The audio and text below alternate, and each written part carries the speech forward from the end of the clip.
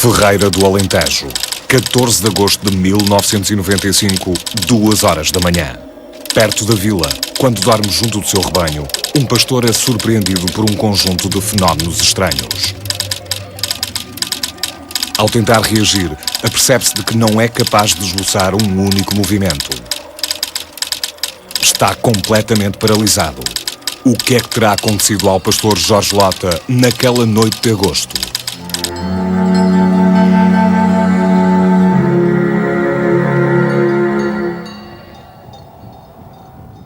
No verão de 1995, no interior rural alentejano, Ferreira do Alentejo, teve lugar um caso interessante e representativo de muitas situações que ocorrem no interior rural português e que temos catalogado no nosso repertório de casos de fenómenos aéreos não identificados.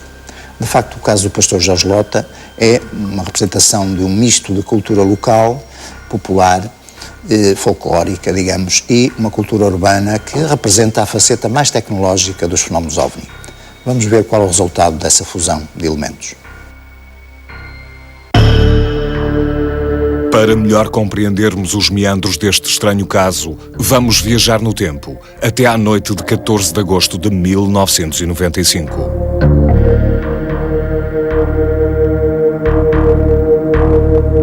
Naquela noite, depois de jantar, Jorge Lota saiu de casa para ir passar a noite a guardar o seu rebanho, uma tarefa que desempenhava alternadamente com o seu sogro.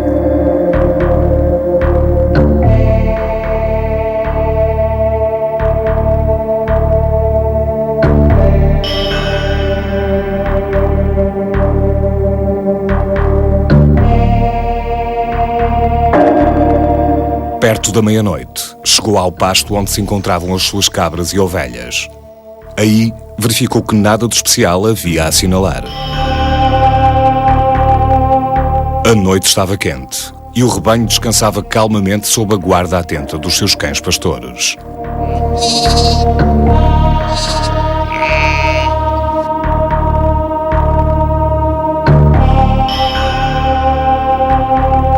O tempo foi passando.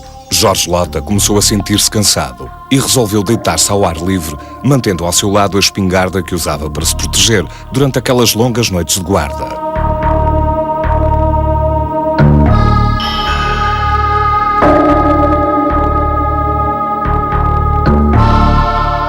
Pouco depois, o pastor adormeceu.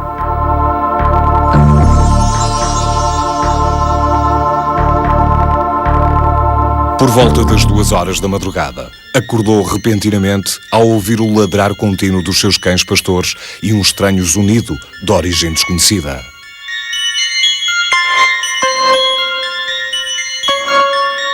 Ainda estremunhado, Jorge Lota viu então algo de absolutamente inacreditável.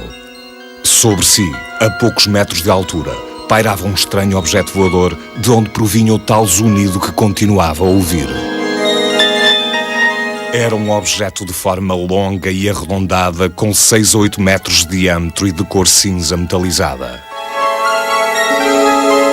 Viu também que esse objeto emitia 3 luzes, 2 de cor amarelada, com uma misteriosa forma esférica, e uma outra, tipo foco, de cor azul clara, que lhe incidia diretamente no peito.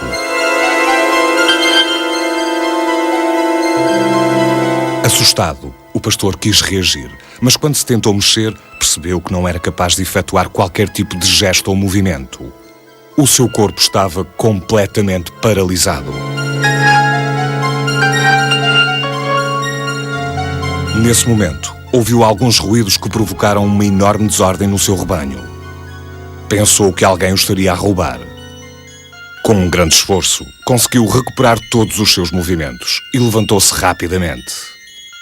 Incrédulo, viu então o que estava a causar aquele alvoroço nos seus animais. As luzes amareladas e de forma esférica que tinha visto a serem emitidas pelo objeto voador movimentavam-se agora ao nível do chão, perseguindo os cães e o rebanho que delas fugiam assustados.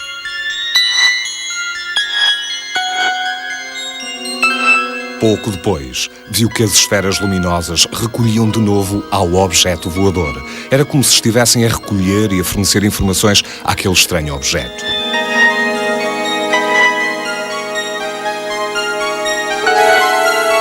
Sem saber o que fazer, Jorge Lota apontou-lhe a sua espingarda.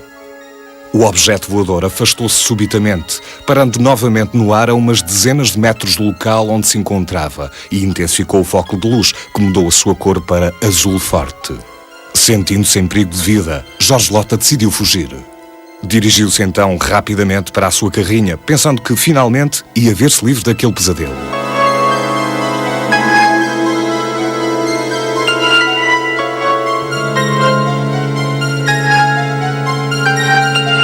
No entanto, ao rodar a chave na ignição, percebeu que estava terrivelmente enganado. O motor da carrinha não funcionava. Repetiu por várias vezes a mesma operação, mas o motor continuou a não dar qualquer sinal de querer funcionar. Desesperado, abandonou a sua carrinha e fugiu para o monte de um seu amigo, de nome José Fresca, que distava a aproximadamente 1 quilómetro daquele local.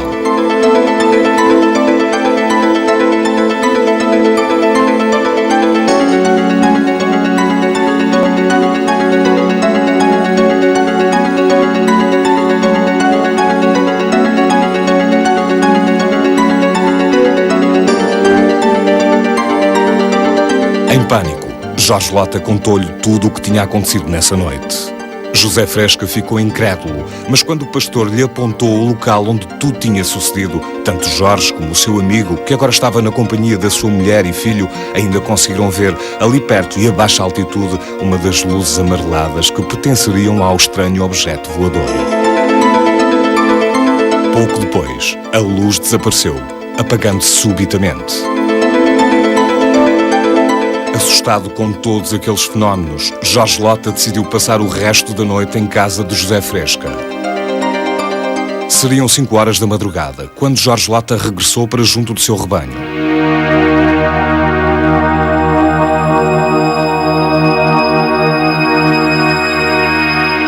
Aí avistou de novo o estranho objeto voador que nesse momento se deslocava na direção da subestação de eletricidade de Ferreira do Alentejo, sobre a qual ficou parado durante algum tempo. Pouco depois, através de uma súbita aceleração, o objeto ganhou velocidade e desapareceu rapidamente no horizonte. Jorge Lota nunca mais esqueceu os estranhos acontecimentos na noite de 14 de agosto de 1995. Mas as observações de objetos voadores não identificados na zona de Ferreira do Alentejo não ficaram por aqui. Na noite seguinte, o mesmo objeto terá sido avistado por José Carlos, o sogro de Jorge Lota. Os relatos destes estranhos factos chegaram rapidamente ao conhecimento de todos os meios de comunicação social que lhes deram uma ampla cobertura e divulgação. Era um objeto voador não identificado e foi avistado a 2 metros de distância, segundo nos relata Jorge Lota, pastor, 36 anos, casado e natural de Ferreira do Alentejo. Um estranho aparelho, em forma de uma cabaça acharutada. Era grande, uma coisa aí do tamanho de um caminhão desses médios, estacionado no ar. Falamos então com José Carlos, 65 anos de idade e sogro da testemunha, que disse ter avistado aquela coisa quando vinha de motorizada para o local onde se encontra o rebanho. O que é que realmente teria acontecido em Ferreira do Alentejo naquelas noites de agosto? Com o objetivo de averiguar a veracidade dos factos relatados pelos meios de comunicação social, um grupo de 13 especialistas na investigação de fenómenos OVNI decidiu deslocar-se ao local onde tudo tinha acontecido. Fui eu, o Joaquim Fernandes e um colega que sou de maior também. Para que as suas averiguações fossem rigorosas, estes 13 especialistas elaboraram então uma lista de procedimentos a cumprir. Entrevistar a testemunha principal, neste caso o Sr. Jorge Lota, no local dos acontecimentos. E numa primeira fase deixámo-lo fazer a descrição sem grandes intervenções. Fizemos então um inquérito já com o nosso esquema de perguntas básicas, portanto, hora, duração, especificação de mais detalhes de observação. Fomos um pouco mais em profundidade ao nível do relato, porque havia uma série de aspectos um pouco específicos neste caso, a possível presença de uns seres no local que teriam perturbado os animais, os cães e as cabras.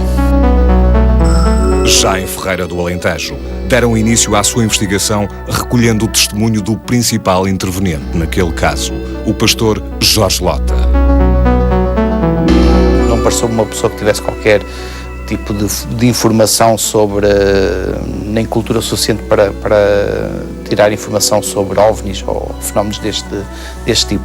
E então acordo e vi aquilo, pois então estava estacionado e aquilo, o trabalhar daquilo e estávamos jogando luzes azuis para cima. Em termos globais, a testemunha pareceu-nos bastante sólida nas declarações. Manteve a história e não entrou em grandes considerações. E é sem grandes considerações e mantendo a mesma história que o pastor recorda agora, 13 anos depois, os estranhos acontecimentos daquela noite de agosto.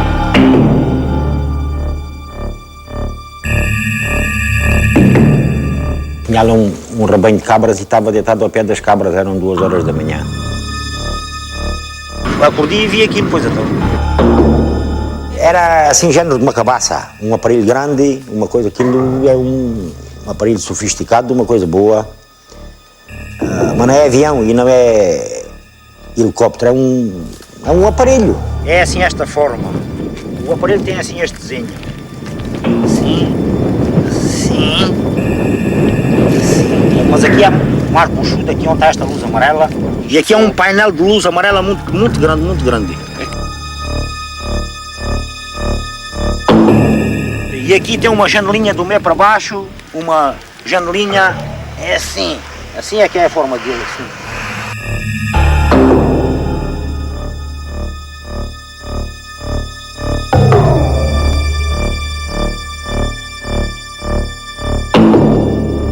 E estava lúcido, mas tinha o corpo, portanto o corpo não tinha movimentos no corpo. Eu senti-me um bocadinho preso.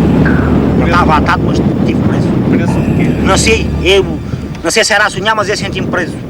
Até pensei logo, ou dei-me qualquer coisa, ou não sei o que, não conseguia mexer nada. Tem piada, só via aquilo, mas não conseguia mexer o corpo. Estava completamente imóvel. Qual terá sido a causa da estranha paralisia sentida por Jorge Lota ao ver aquele misterioso objeto voador?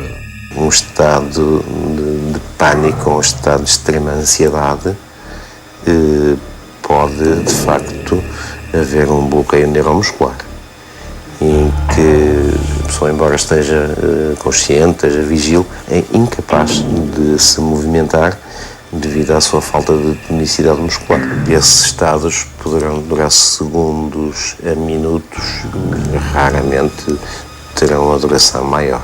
Desconheço quais são os antecedentes nesta testemunha, mas pela interpretação mais provável deve dar-se ao stress, ao estado de ansiedade, de pânico que essa pessoa teve.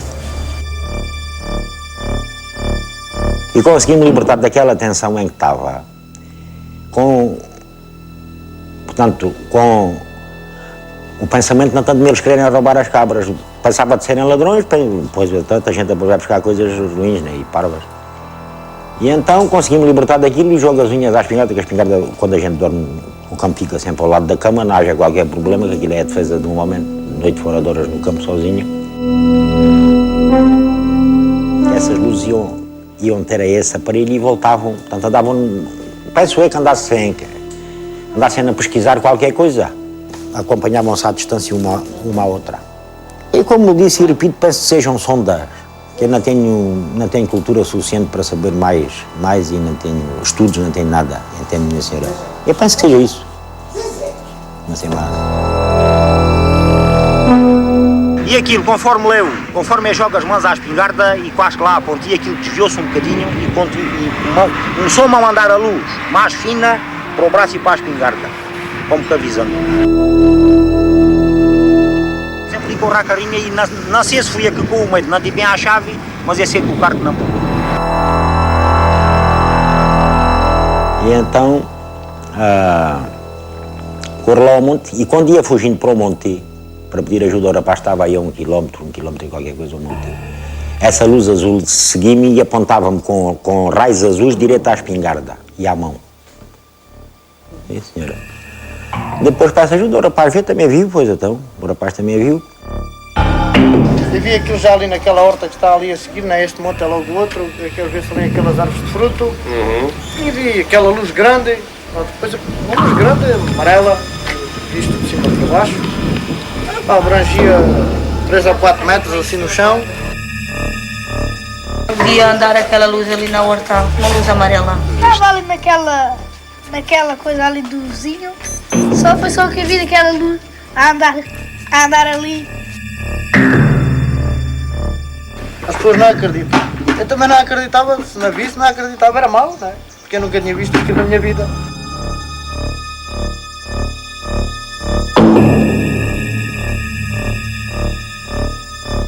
Mas eu já fiquei lá no monte, já não vim para o pé do gado, fiquei lá no monte com ele.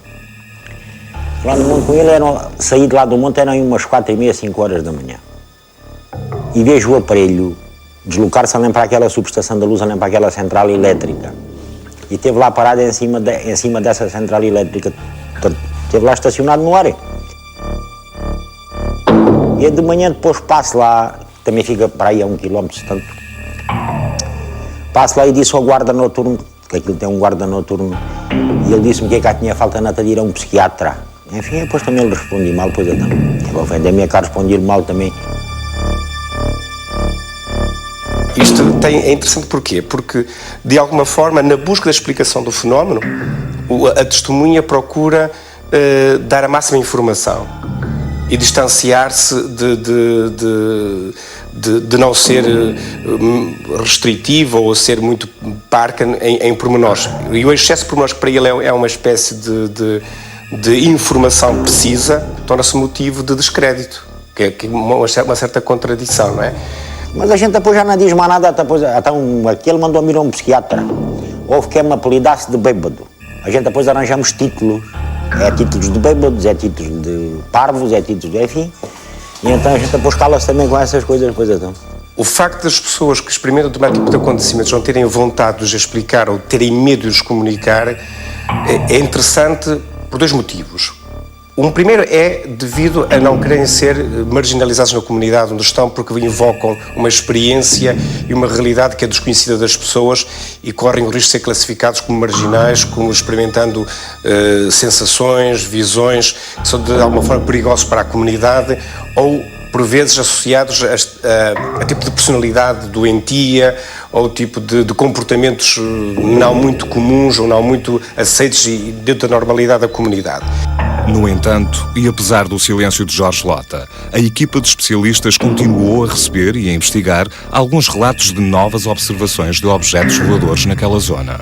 Parece-nos claramente que houve confusão quer com a observação de alguns objetos astronómicos, tanto estrelas ou planetas, não é, que as pessoas depois fixavam e aparentemente viam aquilo a mexer, e em alguns casos até mesmo com a passagem de aviões.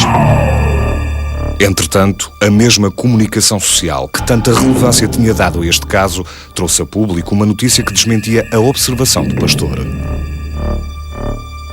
Seria que houvesse qualquer coisa que tivesse dado origem à observação. Isso podia ser efetivamente as tais luzes de iluminação refletidas nos painéis solares, mas depois o Sr. Jorge Lota tinha que ter uma imaginação muito fértil para depois inventar toda aquela história adicional que depois já não tem nada a ver com luzes. Eu fico então com a noção de que afinal se calhar não é apenas o problema de eu atribuir ou não credibilidade à pessoa que viu aquele objeto. Isto se calhar é um puzzle com peças bastante mais complexas e que eu, enquanto a pessoa interessada, mesmo que não especialista, gostaria de compreender um bocadinho melhor. A enorme mediatização deste caso despertou o interesse da doutora Maria Helena Durão, que posteriormente a utilizou como tema da sua monografia de licenciatura em Ciências da Comunicação. Na minha opinião, Jorge Lota não teria qualquer interesse pessoal em mentir acerca daquilo que viu, daquilo que observou. como é que é possível um homem, um pastor ligado à terra, de repente estar a guardar o rebanho, acordar naquele dia e se calhar pensar, vou inventar esta história que vi um OVNI. Não cabe na cabeça de ninguém, digamos assim. O testemunho do senhor é perfeitamente viável. E qual terá sido a conclusão final a que chegaram os investigadores sobre os estranhos fenómenos ocorridos em Ferreira do Alentejo, naquela noite de 14 de agosto de 1995? Resta como um caso não identificado, efetivamente. Possíveis explicações, algumas dúvidas, mas efetivamente é um caso que podemos considerar que ainda não tem uma explicação ou não tem uma explicação definitiva, sem dúvida. Ele é um aparelho que anda aí, não sei o que é que ele anda fazendo, mas ele anda aí, que ele volta e meia aparece. Não querem muitos contactos. Querem ver e... Este caso, como vimos, representa e resulta num conjunto de aspectos interessantes e que convém ressaltar. Primeiro é o grande envolvimento mediático dos órgãos de comunicação local e regional que, de facto, se debruçaram ativamente sobre a experiência de Jorge Lota. Depois, o uso também muito característico da própria linguagem local, aquele toque, aquele sabor alentejano, quando naturalmente Jorge Lota define o objeto como algo parecido com uma cabaça. O que é perfeitamente natural, como já vimos noutras instâncias, relativamente a fenómenos de que não temos memória, não temos conhecimento direto. E, portanto, o caso Jorge Lota parece-me muito representativo de um encontro fortuito, inesperado, com algo que a testemunha não pôde identificar.